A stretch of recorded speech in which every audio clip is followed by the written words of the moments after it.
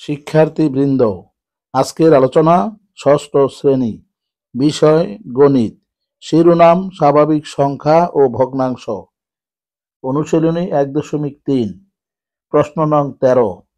প্রশ্নটি হল, দুইটি সংখ্যার গুণফল 3380 এবং গসাগু 13, সংখ্যাদ্বয়ের লসাগু কত? এখানে দুইটি সংখ্যার গুণফল সমান 3380, দুইটি সংখ্যার গসাগু সমান 13। এখন দুইটি সংখ্যার লসাগু কত হবে তা নির্ণয় করতে হবে।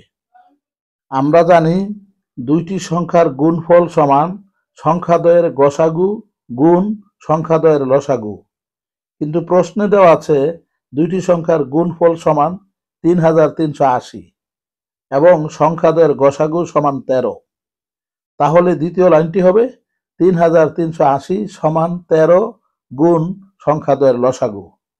সুতরাং সংখ্যাদ্বয়ের লসাগু সমান 3380 ভাগ 13।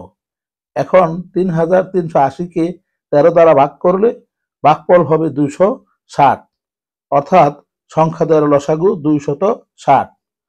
উত্তর সংখ্যাদ্বয়ের লসাগু 260। ধন্যবাদ সকলকে।